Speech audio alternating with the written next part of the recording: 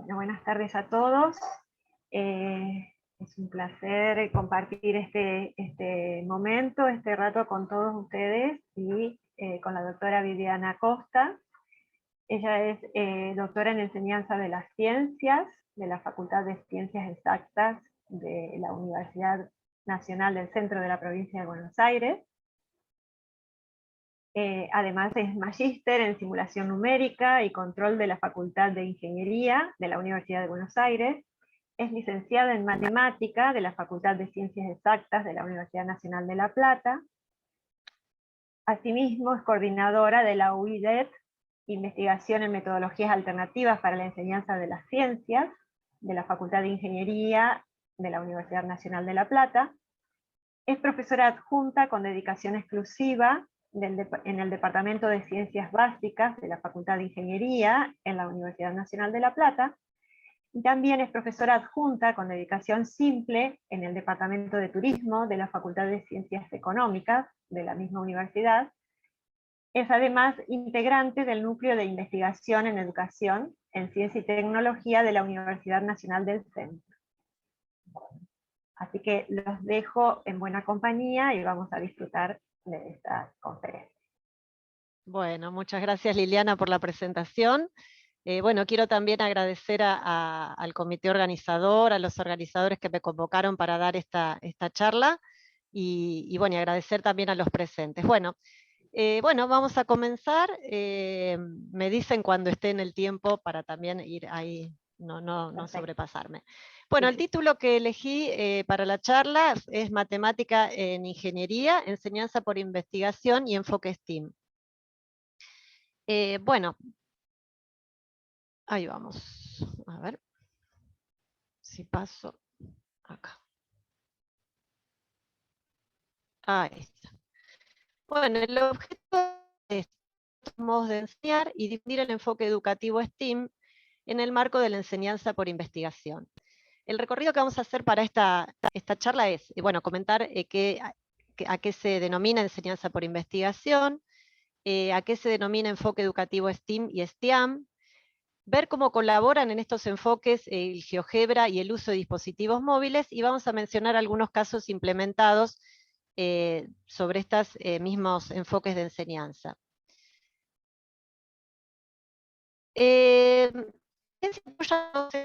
Bueno, pensando en solucionar los problemas que hay en la enseñanza y aprendizaje de la matemática, ¿que cuáles son? Bueno, hay varios, ¿no? Y distintos autores tratan de abordar estos distintos problemas, como la matemática que es mecanicista, abstracta. Muchos ya denominan también el problema del aplicacionismo, es decir, que se estudia la matemática y después va y se mira o se ve en qué se puede aplicar, y debería ser, se proponen varios autores al revés, que solo se trabajan muchas veces con problemas cerrados, sin sentido, descontextualizada. Muchas de las veces también se la estudia la matemática en forma aislada. Muchos autores también hablan, como Gascón, del autismo temático, es decir, el profesor encerrado en los temas, tengo que dar este tema.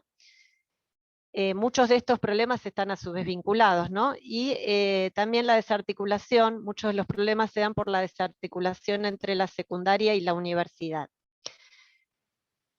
A todo esto, bueno, ¿qué proponen las diversas investigaciones y marcos teóricos como solución a estas problemáticas? Bueno, hay abordajes desde lo didáctico, desde lo cognitivo, desde lo epistemológico. Lo que nosotros vamos a mencionar, bueno, por ejemplo, hay propuestas en este sentido que proponen usar TICs, usar tecnologías, contextualizar la matemática con otras ciencias, trabajar con problemas reales. Desde lo cognitivo, muchos autores proponen el uso de mapas conceptuales como una herramienta para encontrar los problemas que hay en la enseñanza, el trabajo colaborativo, la resolución de problemas, vincular y articular con otras ciencias.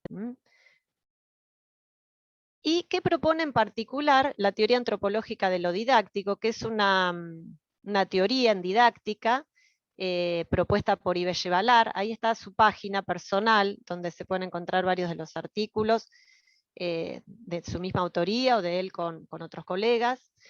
Y él lo que propone es la enseñanza por investigación. Él propone que la matemática, es decir, él menciona que la matemática es una actividad humana, y como tal, la va a entender en términos de praxiologías, de la praxis, el hacer, y el logos, el saber.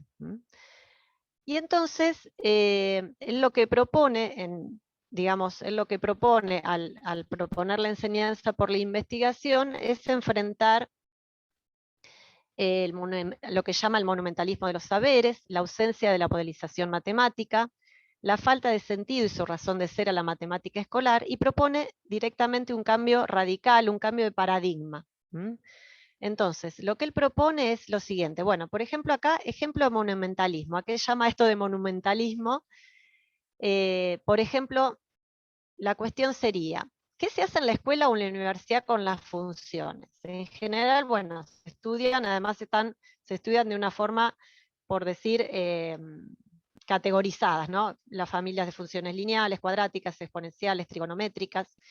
En general, se la da en una notación rígida, ¿no? F de X igual a su notación algebraica, y el objetivo en general, todavía sigue siendo en muchos cursos de análisis de cálculo, pareciera que el estudio final sería obtener su gráfica y el estudio de la función, y ahí terminó el trabajo. A esto lo llama monumentalismo, es decir, que se estudia el tema, el alumno no sabe para qué se estudia, visita esa obra matemática como si fuera a visitar un monumento, a eso se refiere Yevalar. Y entonces él lo que propone es ver el estudio de la función desde otro punto, dándole un sentido al estudio de ese tema. Y también lo que menciona es esto de la enseñanza por investigación con el objetivo de enfrentar la ausencia de la modelización matemática. Y en la actualidad, en general en muchos cursos, no se le otorga en general ningún protagonismo. La matemática se presenta como una herramienta básica que se debe aprender sin saber de antemano qué tipo de situaciones o fenómenos modela, y él va a proponer que sea justamente al revés, es decir, a partir de una situación, modelar o un fenómeno, modelar esa situación en términos matemáticos, y de ahí, que es lo que vamos a ver, intentando darle una respuesta, estudiar la matemática. Y en caso de estar, la modelización solo se plantea con posterioridad, como dijimos, y como una consecuencia de los conocimientos básicos, y eso es a lo que Gascón, menciona como aplicacionismo. Entonces, lo que se propone es un cambio de pedagogía, de paradigma, pasar de la pedagogía tradicional, ¿sí? Donde un profesor enfrente a un curso, ¿no? Los alumnos si no están activos, solo escuchando, escribiendo.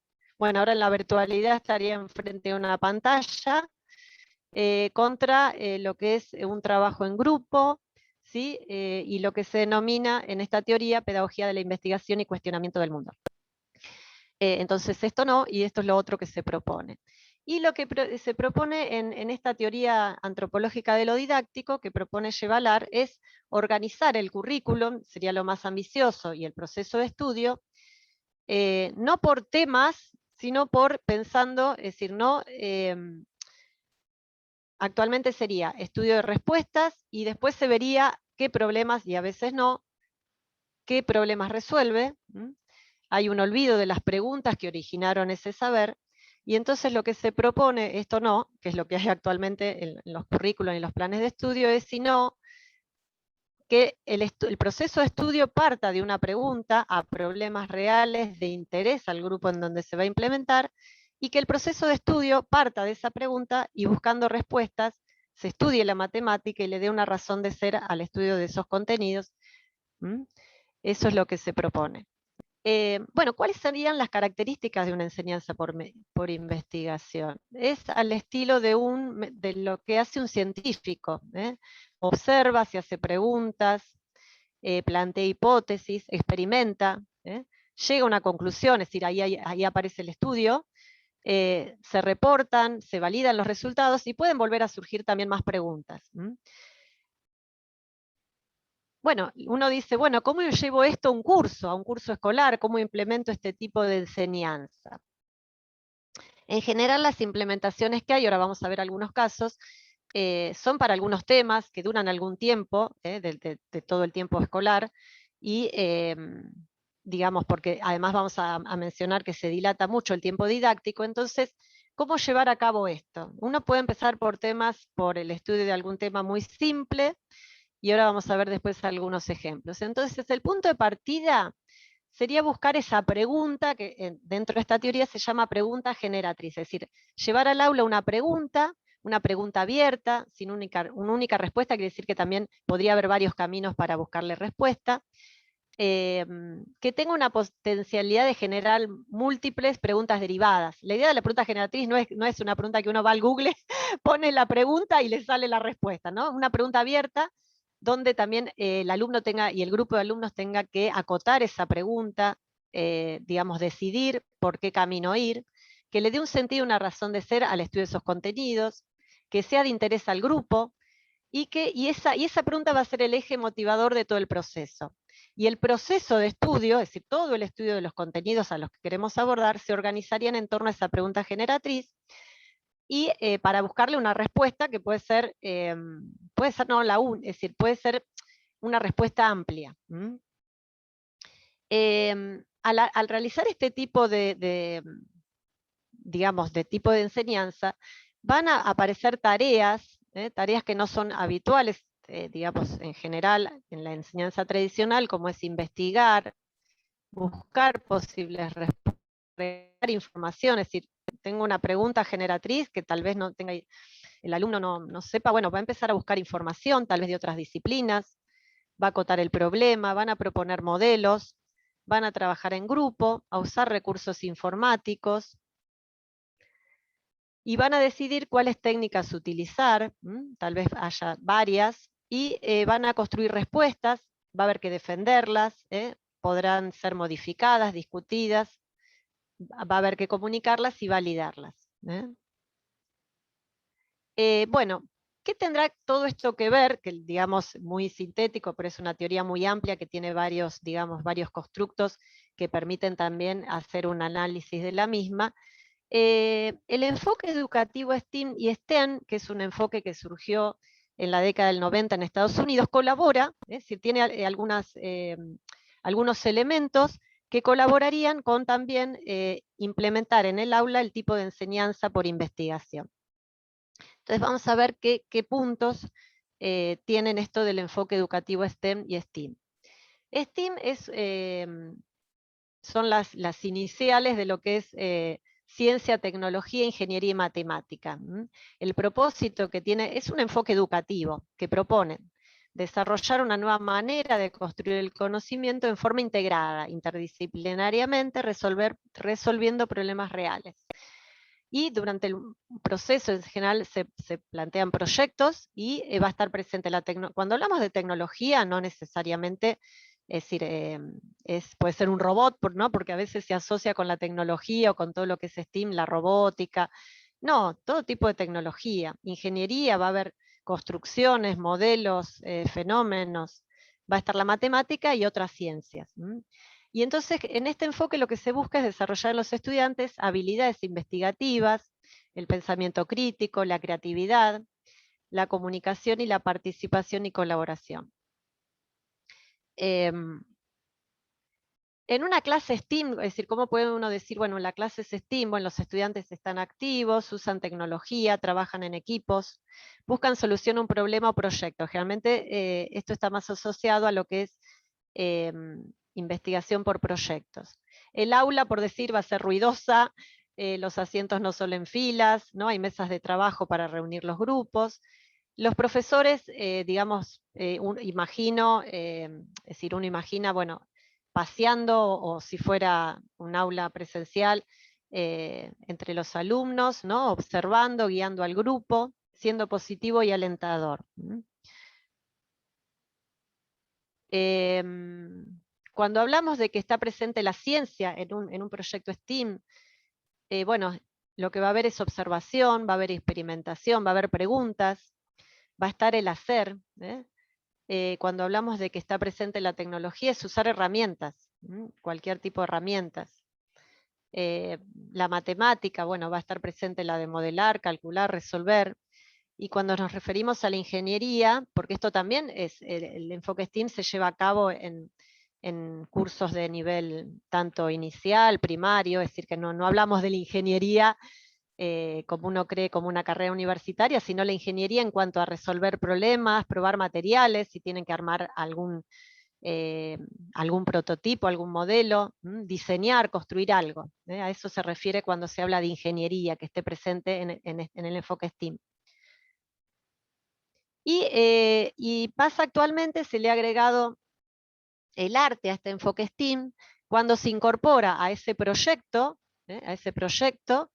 a ese problema, se le agrega el arte desde lo que es el arte escénico, gráfico, una fotografía, una obra de arte, podría ser, artes visuales, danza, diseño, de pintura, escritura. Entonces ahí se lo denomina STEAM. También hay un proyecto en el que hay que resolver, hay que buscarle respuesta, ¿sí? Y donde puede estar el arte, así que esto da también para que en una escuela, en una universidad, se pueda trabajar en conjunto con varias disciplinas. Y bueno, y esto de tecnología, de que esté presente la tecnología, por ejemplo, como GeoGebra y el uso de dispositivos móviles podrían colaborar en este enfoque. Es algo que GeoGebra y mismo el uso de dispositivos móviles, un celular me refiero, una tablet, están al alcance, es decir, ya un celular está al alcance de la mayoría de los jóvenes, mismo GeoGebra, están las aplicaciones de GeoGebra en el celular, que eso les permitiría, les ofrece otras posibilidades, por ejemplo, que en matemática no son posibles de realizar en lápiz y papel. Además, por ejemplo, de un celular, de un celular o de un dispositivo móvil, se podrían estar aprovechando, por ejemplo, los sensores, se podrían estar utilizando distintas aplicaciones, la calculadora, Internet, mismo si vamos a estar mencionando, trabajando en el enfoque STEAM, podríamos estar con el dispositivo tomando fotografías o haciendo videos, estar utilizando las apps de GeoGebra, y también compartir mismo información. Bien. El proceso además educativo mediado por dispositivos móviles es accesible, de bajo costo, autónomo, ubicuo, es decir que también los estudiantes podrían estar trabajando fuera del horario o el lugar de trabajo en todo momento, ¿no? Así que esas son las ventajas que tiene, es decir, cuando uno propone este tipo de enseñanza por investigaciones y ese enfoque STEAM, el celular estaría como, digamos, sería muy buena opción para estar usándolo.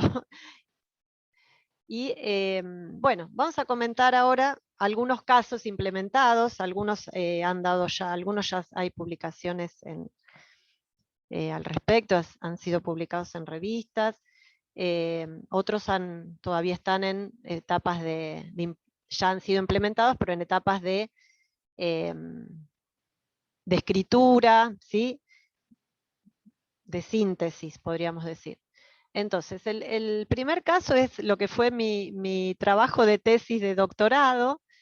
Yo trabajé con un grupo de alumnos de ingeniería aeronáutica. Entonces, lo que voy a comentar de todos los casos es la pregunta generatriz. La pregunta generatriz, ¿cuál era? ¿Cuál es, cuando uno trata de implementar este tipo de enseñanza, es decir, buscar la pregunta generatriz puede llevar mucho tiempo. Y después lo que uno va a buscar es esa pregunta, qué posibles preguntas derivadas podría dar, y cómo podría ser esos distintos caminos para llegar a las respuestas, y que en ese camino se vaya estudiando la matemática que uno quiere que se esté estudiando, sería algo así. Entonces, la pregunta que yo busqué, que es cómo construir edificaciones sustentables, es muy amplia.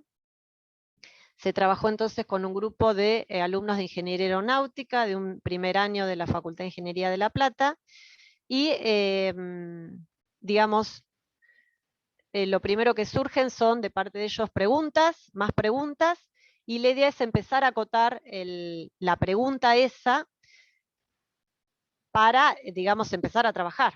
Entonces, lo primero que ellos se preguntaron, por ejemplo, cómo construir edificaciones, bueno, ¿qué edificación construir? Como eran aeronáuticos, lo primero que todos dijeron, bueno, vamos a hacer un hangar, todos se ponen de acuerdo, trabajan en grupo, empiezan a aparecer el tema de las magnitudes, un hangar, ¿qué medidas tiene? Buscaban, ¿sí? Entonces ahí aparecen, digamos, magnitudes reales, ¿sí? Que a veces en la matemática no hay problemas reales con los cuales trabajar, entonces se preguntan cuáles magnitudes asociadas a la geometría del edificio a considerar, ahí tuvieron que modelar un edificio, cómo calcular esas magnitudes. Después fueron a esto de sustentabilidad, qué entienden por sustentabilidad. Fueron por la parte de si miro el techo del hangar y coloco paneles solares, qué área tiene la superficie del techo, cuánta energía me van a dar, bueno, cómo calcular el área de una superficie, ahí se fue a estudiar todo eso. Después el tema de los fenómenos naturales, de cómo aprovechar, por ejemplo, es decir, o la lluvia, el agua que cae, es decir, ahí tuvieron que entonces el tema de los fenómenos naturales, describir un fenómeno natural, ahí tuvieron que ver que, o comprender que lo que es funciones escalares no les alcanzaba y tuvieron que ir a buscar y encontraron que las funciones vectoriales permiten describir diversos fenómenos físicos. En este caso, fenómenos como por ejemplo la lluvia, el viento, y entonces, bueno, esto es todo lo que fue mi tesis de doctorado, toda la descripción del trabajo que se realizó, y bueno, acá hay algunos, por ejemplo, bueno, lo que como les decía, se construye todo esto en la TAD, se llama modelo praxeológico de referencia, donde se parte de la pregunta generatriz, las preguntas, esto se hace previamente a la implementación, es todo un estudio previo que puede hacer el profesor investigador, y el estudio de qué temas estaría dando lugar. Esto fue en conjunto con física, es decir, lo que se llama un recorrido, estudio de investigación codisciplinar de la matemática con la física, porque aparecieron esto de las cuestiones también del calor, de la termodinámica, de los fluidos, mecánica de sólidos y fluidos. Bueno, esto por ejemplo de lo sustentable, bueno, es decir, el profesor después sugiere al trabajo de algunas lecturas para que ellos puedan avanzar también. Acá por ejemplo cómo modelan el edificio. Bien, esto fue un caso. Acá hay más imágenes de lo mismo. Bueno, otro caso, que esto lo hago sí habitualmente hace años, no nos lleva tanto tiempo, esto lo hacemos también en conjunto con profesores de física y de matemática en un curso de álgebra lineal de la Facultad de Ingeniería de La Plata. La pregunta generatriz es cómo varía la intensidad luminosa según la distancia al foco. Y el objetivo es estudiar temas de álgebra lineal, sobre todo de lo que es transformaciones lineales, proyección ortogonal, mínimos cuadrados, y de física lo que es fotometría. Bueno, surgen preguntas derivadas, qué es la intensidad luminosa, cómo se mide, cuáles son las unidades más usuales en las que se mide, varía en función de la distancia al foco, de qué forma varía, esa es la pregunta, ¿no? Es decir, sabemos que a medida que nos alejamos tenemos un foco de luz, a medida que me alejo tengo menos intensidad luminosa. Bueno, pero ¿cómo varía? Esa era la pregunta. Entonces para eso hacen un experimento, acá está por decir presente la tecnología, hacen un experimento con un foco, van colocándose a distintas distancias del foco, toman datos, lo que siempre menciono en ingeniería, o en otras carreras también científico-tecnológicas, el profesional luego va a tener datos, es decir, entonces la idea es sacar problemas de los que ellos partan y puedan tener datos y ver después trabajar con esos datos. Entonces, ¿cómo podría servir conocer la intensidad? Y además, bueno, después surgen preguntas, perdón, de para qué podría servir conocer la intensidad luminosa. y bueno, cuál ciencia estudia los efectos de la luz, que es la fotometría. Este es un trabajo muy lindo porque además ellos usan el celular, los sensores del celular. El celular tiene todos los celulares tienen un sensor de un luxómetro, así que ellos como futuros ingenieros descubren todo esto de para qué está, por ejemplo, ese sensor en el celular, y es muy fácil de usar. Esto también lo hicimos en una escuela secundaria, y ya no estudiando, ahora, a ver, acá. Es decir, lo que se hace en realidad es se valida luego el modelo funcional encontrado con la ley física de la inversa a la distancia al cuadrado. Este trabajo es además muy interesante porque para la gente de física se valida lo que es un modelo de tipo de inversa al cuadrado a la distancia, que sería más difícil de validarlo con otro tipo de fenómenos físicos que también cumplen la misma ley, ¿no? Por ejemplo, la ley de la, ¿no? de la gravedad, de la atracción entre masas, sensores, bueno, se utilizan los sensores del celular. Acá hay una aplicación, por ejemplo, Physics Toolbox Sensor Suite, que se puede descargar para utilizar el luxómetro, y si no, directamente un luxómetro. Acá hay, por ejemplo, cómo se ve la pantalla. Y bueno, entonces lo que hacen básicamente en matemática es con los puntos que encuentran distancia lux, ajustan los datos, pero no usando el ajuste que da GeoGebra, por ejemplo, sino que hacen todo el estudio por mínimos cuadrados, es decir, y llegan a esta función, ¿sí? Lo plantean el modelo del tipo, ¿no? Del tipo A por X a la B, sobre X a la B, y bueno, eh, proponiendo el método de mínimos cuadrados, para este tipo de modelo encuentran A y B, es decir, que además le dan un significado a esto. Además comparan lo que encontraron los distintos grupos. Este es muy lindo trabajo. Este lo he publicado en alguna revista, así que también se puede mirar. Bueno, otro que también implemento es, esto también es en la Facultad de Ingeniería, es cómo varía en el tiempo la altura de la espuma de la cerveza. Básicamente es el mismo de la luz, por decir que también hay que ajustar una serie de puntos. Es para estudiar los mismos temas, que son los de álgebra lineal, el tema de proyecciones, mínimos cuadrados. Y entonces aparecen preguntas derivadas, como a qué se denomina proceso de desintegración, cuáles tipos de desintegración hay. Los alumnos de química, de ingeniería química, se interesan también muchos por este tipo de propuesta.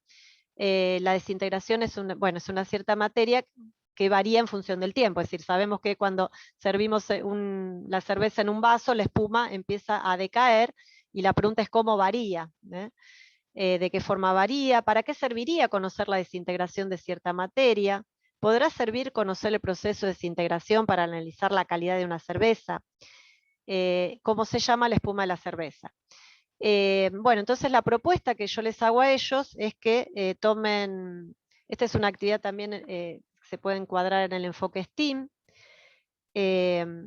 y la propuesta es que ellos tomen dos tipos de cervezas, hagan el experimento para cada una, cómo varía la altura, y justifiquen cuál cerveza recomendarían y por qué. Entonces ahí ven que la espuma, no en todas las cervezas decae de la misma forma, depende, dadas dos cervezas, cuál podrías recomendar y por qué. Acá también utilizan celulares, por ejemplo, para filmar, medir el tiempo, porque en 2 minutitos se acaba la espuma casi. Bueno, también realizan un ajuste, pero que es un ajuste acá del tipo exponencial. Así que acá también le dan un significado a los parámetros A y B de funciones que han estudiado en materias anteriores, materias de cálculo. Así que también resignifican el tipo de función exponencial. Bien, otro, y me voy a ir apurando un poquito, bueno, otro es, este ya es este trabajo digamos, también en enseñanza, que tiene la temática de enseñanza por investigación, fue implementado por una profesora también, que está terminando ya, ha presentado su tesis de maestría para obtener el título justamente de Magíster en Educación en Ciencias en la Facultad de Humanidades de la Universidad de La Plata, que lo realizó también en la Facultad de Ingeniería de la Universidad de La Plata, pero con graduados y también alumnos avanzados. La pregunta es cómo producir partes intercambiables para automóviles. En general podrían ser partes intercambiables para cualquier proceso industrial, por decir, o mismo cuando a partir de lo que es la era industrial, muchas de las partes, mismo los cablecitos que conectamos al celular, uno los intercambia en cualquier celular y funcionan. Entonces la idea sería cómo producir partes que sean intercambiables. Entonces, bueno, esto da lugar a varias preguntas derivadas sobre, como por ejemplo, qué significa producir partes intercambiables. Acá estaba, digamos, orientado a lo que son partes de automóviles, pero como digo, podría ser a partes de cualquier de otro ámbito. ¿Qué características asociadas a la misma quisiera monitorear? ¿Qué unidades de medida usaría? ¿Cómo clasificaría estadísticamente esta característica? Bueno, esto ha dado lugar, no sé si se están imaginando, al estudio de qué temas. ¿Qué características de la producción es importante estimar? ¿Cómo representaría gráficamente la variabilidad real del proceso de producción y la exigida? Bueno, cómo encontrar un modelo de distribución para la producción y cómo representarlo. Bueno, la idea es que todo el estudio de esto dé lugar al estudio de organizaciones matemáticas que tienen que ver con el control estadístico de procesos, en lo que es en la estadística, de cartas de control, y en probabilidades resignificar lo que es el estudio de la distribución normal, de la distribución del promedio del teorema central del límite, de la aproximación normal a la distribución binomial y la distribución de Poisson. Esto también, por ejemplo, después lo utilizamos también, esto del control, cartas de control, control estadístico de procesos, también se puede utilizar, por ejemplo, en controlar un proceso educativo. Es decir, uno tiene variables, las variables pueden ser cualitativas o cuantitativas, así que es muy interesante y es un tema que a veces no se aborda, y desde lo que es las nociones de distribución normal permite confeccionar cartas de control y hacer un control estadístico de distintos procesos. Entonces es resignificar, darle un sentido al estudio de estos temas. Y bueno, esto es un trabajo que he dirigido, que ha realizado María Valeria Calandra. Ella es egresada de la Facultad de Exactas de la Universidad Nacional de La Plata. Bueno, acá hay, por ejemplo, bueno, entonces siempre, como digo, se parten de datos de longitud de un árbol de levas. El árbol de levas parece que las distintas partes son intercambiables, y entonces cómo tienen que ser, o cuánto se pueden desviar, y ahí es que aparece la distribución normal. Acá hay una carta de control para distintas, si uno tiene una cantidad de árbol de levas producidos, cómo deberían ser y si están dentro del, digamos, una carta de control, si se escapa de lo que son, está la media y la desviación, si se escapan, lo que se dice es que está fuera de control, sería, se escapó del proceso.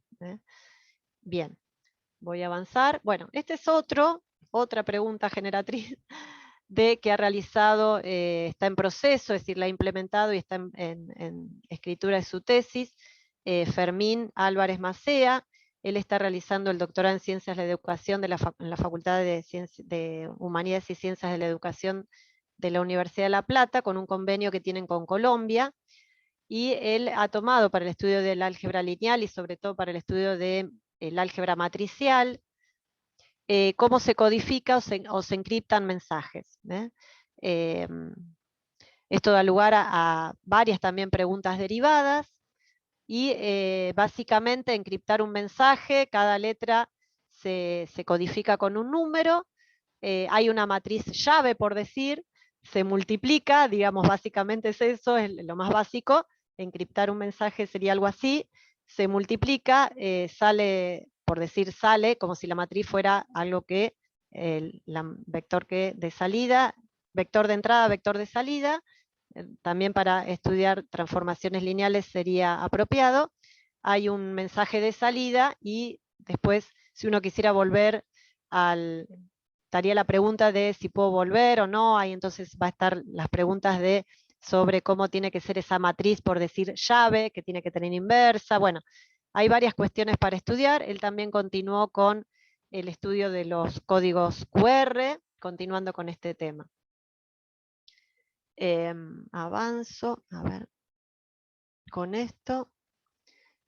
Bueno, él mismo también implementó, este mismo profesor, en Colombia, las ciudades tienen los valles, ¿no? y rodeadas de la cordillera de los Andes, tienen muchos problemas en la calidad del aire, ¿no? Y entonces él tomó, por ejemplo, esta pregunta, que es, como decíamos, las preguntas es interesante, las preguntas generatrices que sean de interés al grupo de alumnos. Esto él lo implementa en una facultad de ingeniería en Colombia, la pregunta anterior también, y esta tiene que ver cómo mejorar la calidad del aire en el valle de Aburrá.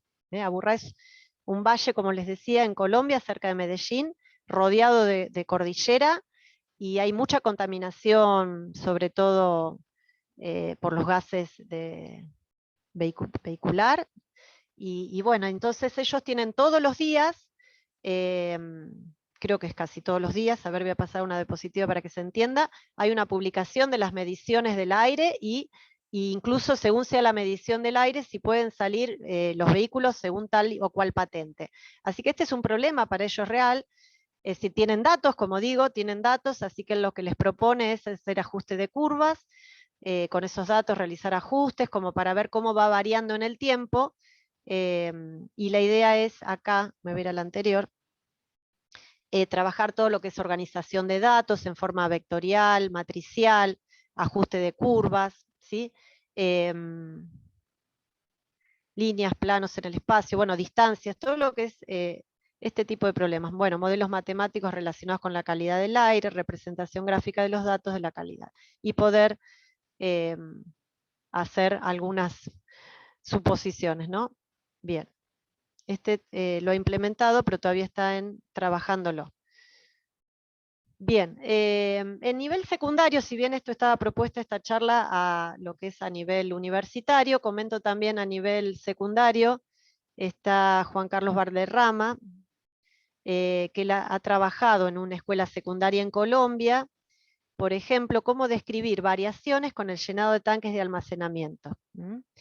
La idea es estudiar las organizaciones matemáticas de lo que es razón, proporción, constante de proporcionalidad, proporcionalidad directa, inversa, extrapolación. En cuanto a la tecnología que utilizan, son muy simples, es decir, es muy simple. Botellas, tapitas, jeringas, cintas para medir, reglas, marcadores. Acá puse unas imágenes del aula como para que un poco se vea esto de que cuando se proponen este tipo de proyectos en el aula se distiende, ¿no? Por supuesto, esto lleva siempre mucho más tiempo del tiempo académico con la clase tradicional. Bueno, acá se pueden ver las preguntas derivadas, no me voy a detener mucho más. Y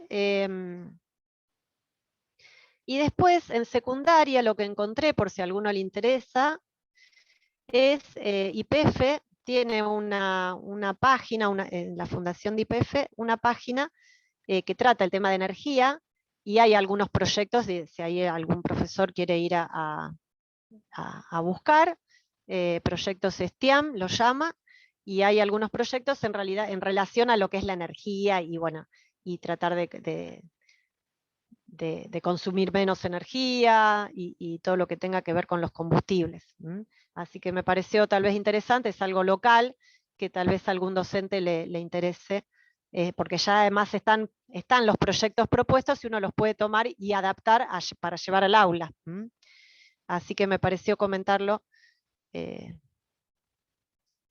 Bien, entonces, como para decir, bueno, soy docente, ¿cómo hacer? Es decir, ¿cómo quiero llevar este tipo, o capaz estoy haciendo este tipo de experimentos ya en mi clase, y bueno, y quiero andar más también en esto, y bueno, entonces uno como profesor también debería estar haciéndose, por ejemplo, estas preguntas. Primero, bueno, ¿qué temas tengo que enseñar? Porque la institución así, el currículum lo pide, ¿no? ¿Qué temas tengo que enseñar? Bueno, preguntarme también como docente cuál es el sentido que tienen esos contenidos dentro de ese currículum, de, dentro de si es una carrera, qué sentido tienen, por qué están ahí, para qué. Sí, eso es lo que siempre también el alumno se hace. Yo aprendí mucho por decir, o no es que aprendí mucho, sino que siempre me cuestioné mucho la matemática, como matemática que soy, yendo a trabajar a una facultad de ingeniería, siempre el alumno futuro ingeniero, ¿y esto para qué? Entonces ahí me llevó a mí a cuestionarme también para qué, y entonces ir a buscar, golpear puertas de otros ingenieros, y esto dónde se usa, y ahí fue que también, o mismo puede necesitarse no solo en la ingeniería, sino en la física, en otras disciplinas. Entonces, ir a buscar, si uno no sabe, también ir a golpear, por decir puertas, o ir a buscar a otras disciplinas donde, para qué están, para qué se estudian esos contenidos. Son respuesta a qué preguntas. Después, bueno, ¿dónde voy a querer implementar una enseñanza por investigación o un enfoque educativo STEAM? ¿Dónde, cuándo, con qué alumnos? ¿Qué intereses tienen? ¿Tengo restricciones institucionales para implementarlo o no? Porque de eso va a depender también de qué es lo que pueda o no pueda hacer. Hay otros docentes de otras disciplinas que me acompañan o no, ¿sí? Bueno, y lo más difícil es qué pregunta generatriz elegir. Esa pregunta puede ser también intramatemática, es decir, que esos contenidos dan respuesta a otros contenidos matemáticos, ¿sí? Así que bien, la pregunta generatriz puede ser intramatemática, perfectamente, no tiene por qué ser ir a estudiar un fenómeno o extramatemático. Y bueno, y después ir a mirar, bueno, qué preguntas derivadas pueden aparecer. Cuantas más preguntas derivadas, más rico va a ser ese trabajo que realicen los estudiantes. Y bueno, y después quedará planificar, implementar, y al llevarlo al aula, el profesor se pone a la altura del estudiante y para buscar preguntas, porque a veces los mismos estudiantes a veces se hacen más preguntas que tal vez uno como profesor no se hubiese preguntado. Así que bueno, este es como un recorrido que uno puede hacer antes, y también hacerlo es buen ejercicio, no tiene por qué después estar implementando. Bueno, cuando se lleva al aula este tipo de proceso de estudio, bueno, hay preguntas hasta, ¿y por qué tenemos preguntas muchas preguntas? Se construyen respuestas, se estudian conceptos de matemática articuladamente en general con otras disciplinas, eso si la pregunta fuera extramatemática. Se usa tecnología, que pueden ser dispositivos, software u otras tecnologías, como ahí vimos también botellas, cartón, algo que tenga que construir el alumno. Lo importante es que se trabaje con datos reales, donde hay variables, medidas, unidades. En matemáticas siempre calculamos la integral, la derivada, pero nunca hay una medida, una unidad de qué. Es decir, qué significado tendrá ese valor que encontré. Bueno, se modelan situaciones de la realidad, así que si hay modelación voy a tener que describir, identificar variables, asignar magnitudes, unidades a las variables. Hay trabajo en grupo y hay debate. Y bueno, acá puse un más, un menos. El más es bueno que le estaríamos dando una razón de ser, un sentido al estudio de esos temas matemáticos, desplazaríamos a la pedagogía monumentalista, estaríamos desarrollando habilidades y tareas no habituales, y lo que se logra es el protagonismo del estudiante y el trabajo en equipo.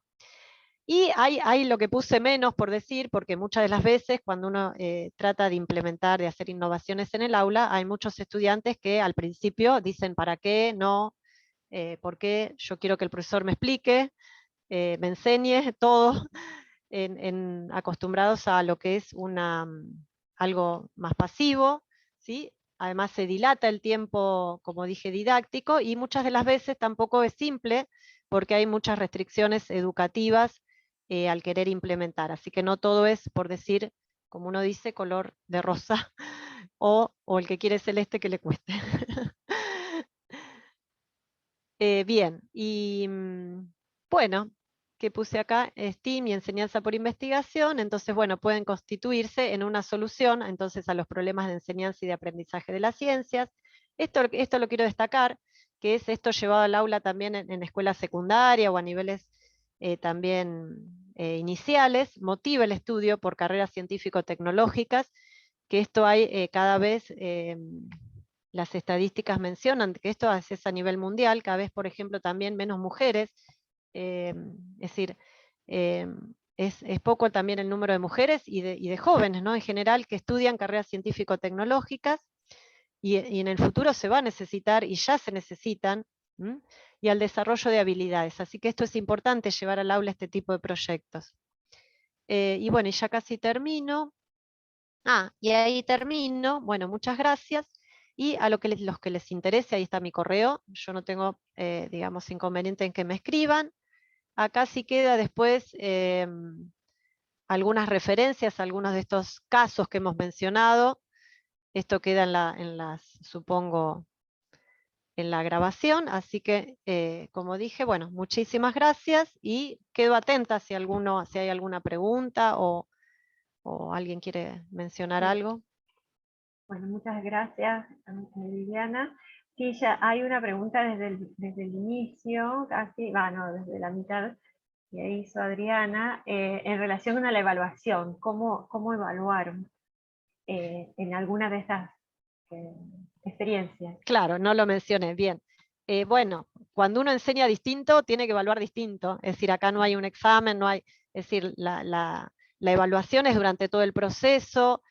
Por supuesto, se evalúa el grupo. Muchas de las veces también cuando se hacen este tipo de actividades, o se evalúan también entre ellos, hay presentaciones.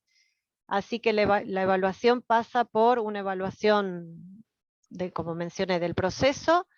Generalmente hay una entrega de por decir, un informe, ¿sí? Es como si fuera, a veces uno cuando lleva este tipo de actividades al aula, les puede mencionar a ellos como que el grupo de alumnos es como si fuera como una consultora, y tengo que entregar un informe. Bueno, ese informe es lo que va a hacer, por ejemplo, reflejar si tengo que estar colocando una nota numérica, ¿sí?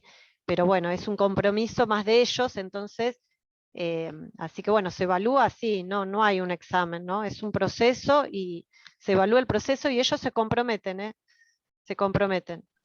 Sí, ahí Víctor levantaron la levantó la mano. mano, Sí. así que si quieres habilitar. Hola, sí, bueno, primero agradecerte la presentación muy clara. En lo que me quedo pensando es en esto que vos también dejás un rastro de que la formulación de esta pregunta generatriz es compleja, demanda muchas competencias a nivel del profesor. Rescatadas por ahí, bueno, esto de golpear la puerta de otros docentes con los que articular para dar una mirada más interdisciplinaria, ¿no? Llevándomelo, ¿qué competencias, qué identificás ahí como conocimiento que te sirvió a vos y al equipo de trabajo que tenés para formular ese tipo de preguntas? Tal vez el Claro. acceso a Bueno, material, la bueno, charla con... claro. Bueno, si vos mirás las distintas preguntas que fuimos, digamos, o que fui presentando, no son preguntas por, como digo, que pongo en Google y me sale, ¿no? Porque ahora el común del alumno, o mismo a veces uno, ¿cómo va a estar el tiempo ahí? Es decir, uno va y busca, ¿no? La idea es que se amplia la pregunta, que haya que acotarla. Bueno, en lo personal, estas preguntas, por ejemplo, lo de cómo construir edificaciones sustentables, lo de edificaciones, conversé mucho con una arquitecta que me asesoró también el tema de cómo se dice en arquitectura edificación, es decir, que mejor dejarlo libre a que ellos hicieran la edificación que ellos quisieran, por ejemplo. Lo que realizamos de luz-distancia, lo he trabajado con gente de física, lo que es física 2 en la Facultad de Ingeniería, que me colaboraron en estar pensando ese tipo de problema. Pero bueno, sí, esto lleva un tiempo a también estar pensando como dije, la pregunta, ¿qué puede ser de interés para los alumnos? Que además, si es interdisciplinaria, mejor. Y bueno, sí, lleva un tiempo pensarla. No sé si responde tu pregunta. Sí, muchas gracias. Digo, porque ahí... uno siempre, digamos, uno en general ya cuando es más adulto, por decir, los chicos están, los chicos, digo, más chiquitos, ¿no? Siempre están haciendo preguntas, o mismo, ¿por qué flota esto y por qué eso lo veo así? Es decir, ¿por qué el amarillo lo veo amarillo? Es decir, ellos hacen todo el tiempo preguntas, uno deja después de preguntarse. Así que por eso no es fácil como uno como adulto a veces hacerse preguntas. Aquí hay otra pregunta en el chat de Adriana Magallanes, que bueno, te agradece por la presentación y además pregunta si en estos proyectos que desarrollaron estuvo primero el tema de enseñar como muestras en el cuadro cómo hacer, o nos comentes un poco más sobre ese cuadro de cómo hacer. Perdón, buenas tardes, Hola, buenas tardes. Viviana. ¿Qué tal? Buenas no quería tardes. interrumpir, por eso escribí, pero me di cuenta que en vez de escribirlo en público, se lo escribí en privado a Liliana. No, bueno, eso, agradecerte mucho por la presentación, muy linda la presentación, Viviana. Gracias, gracias. Y no, mi inquietud es en relación a, viste que mostraste el cuadrito, el esquema de cómo hacer para utilizar Claro, la idea de enseñanza por investigación.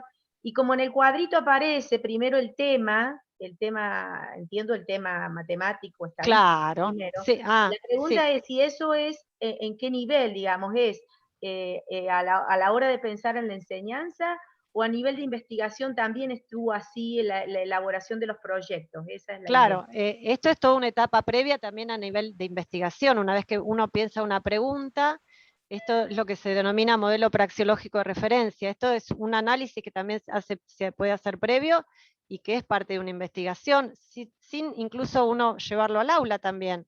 Entonces puede uno plantearse una pregunta y hacer los distintos recorridos que puede haber, qué respuestas pueden surgir, y en el camino ese, qué conceptos matemáticos, en principio, o de otras disciplinas, va a dar lugar al estudio, es decir, al estudio de qué temas voy a tener que estar tomando para arribar esas respuestas. Yo he trabajado también en talleres por ejemplo, con profesores de secundario, con preguntas muchas intramatemáticas, ¿no? Simples, no sé, por ejemplo, ¿cómo construyo un triángulo isósceles? Alguna pregunta tan simple, bueno, como esa. ¿Cómo construyo un triángulo isósceles? Construir, ¿no? Y bueno, y ahí empiezan a surgir, es decir, ¿qué es un triángulo? ¿Por qué a qué llamo isósceles primero? Es decir, primero me hago otras preguntas. Entonces, bueno, uno puede hacerse ese modelo antes, que es como una guía de ruta, como a veces yo pienso como si fuera un viaje. Vos tenés el punto de partida, pero no tenés ya el recorrido, puede haber varios recorridos. Así que bueno, sí, es un estudio previo que se hace dentro de esta teoría. La teoría, sí. Aquí también Rubén también te agradece por la presentación, Bueno, y quiere saber qué tipo de conocimientos previos debes identificar en los estudiantes para realizar estas actividades. Bueno, eso está en la TAD, es lo que se denomina equipamiento praxeológico. Equipamiento praxeológico es como en otras teorías también se denominan el andamiaje, ¿no? El andamiaje que dispone el alumno. Pero bueno, y después también mucho insiste Yevalar en esta teoría, que está la posibilidad de, él lo llama entrar y salir del tema. Por ejemplo, si hay un contenido que voy a tener que usar, pero no lo sé, y bueno, entonces está permitido, da el permitido de salir del tema para entrar de nuevo a la pregunta. Es decir, me salgo de la pregunta para ir a estudiar un contenido y después vuelvo a mi recorrido. Es como si necesito algo, voy y lo tomo, si no está dentro de mi equipamiento praxeológico, lo estudio y después vuelvo a retomar la pregunta.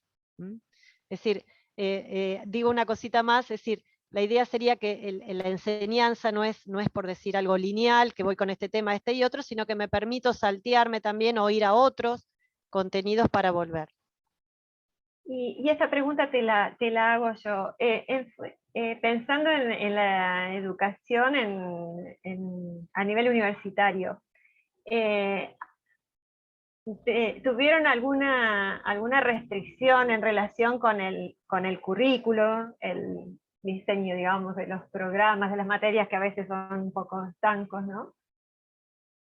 Bueno, justamente mencionaba, yo lo he hecho, es decir, cuando hice lo que fue mi tesis de doctorado, fue bastante tiempo lo que lo implementé, porque fue toda la parte para abordar el cálculo vectorial, así que llevó casi como 1 mes, 2 meses, pero ahí después no pude como más tampoco tanto avanzar en otros años, digamos, es muy ortodoxa la universidad, digámoslo, y sí he implementado este tipo de enseñanza con preguntas más simples que son llevadas a cabo para algún tema, eso sí, lo puedo hacer y sí, perfectamente, y ese tema se evalúa de ese modo. Y Así en, que sí. en las experiencias en el nivel secundario, ¿pudieron trabajar con profesores de otras áreas o solo trabajaron dentro del aula de matemáticas? Hay otras experiencias STEAM también que trabajó una profesora de secundaria que trabajó lo que es el tema con arte también, pudo lograr un proyecto que es Janina Gambetta, que ella lo hizo como parte de una beca que tuvo de vocaciones científicas, y hizo el enfoque STEAM con arte. Es decir, digamos, no le fue fácil porque bueno, hay que digamos, coordinar con otros profesores, y trabajó lo que es la matemática, lo que es belleza y todo lo que es proporcionalidad con el arte, y a través del tiempo. Así que sí, se pudo hacer, sí. Y bueno, la última pregunta antes de que terminemos. Bueno, gracias. Daniel dice también, muy interesante la exposición, y dice, entiendo que hay que tomar una posición entre atender a contenidos requeridos en el programa en relación a la actividad de modelización. ¿Cuál es tu posicionamiento al respecto de este equilibrio? Ay, no entendí bien a ver, cuando uno... sí, no sé si entendí bien, pero el requerimiento de los contenidos. A ver, yo entiendo que a veces, sí, cuando uno implementa este tipo de actividades, a veces no se abordan exactamente todos los contenidos, pero es como, digamos, años de docencia. Es decir, si un contenido a veces es mejor y aprenderlo, es decir, se generan otras emociones, otras habilidades cuando uno lleva a cabo este tipo de proyectos, que el alumno tal vez lo va a recordar más que si hubiésemos dado todo el programa, es decir, a veces es mejor dar más, dar menos y mejor en el sentido de que tenga un sentido, una motivación, haya emociones, y no todo, y después uno no, ¿qué se acuerdan? No sé, ese es desde lo personal, es más desde lo personal. Quiere decir Perfecto, muchas gracias. así que bueno. Bueno, Viviana, Bueno, no muchas hay más gracias a preguntas. ustedes, y Yo estamos en quiero horario. agradecerte por tu participación y a todos los asistentes también por compartir. Muchísimas gracias. Gracias a ustedes y saludos, saludos a todos. Adiós. Adiós.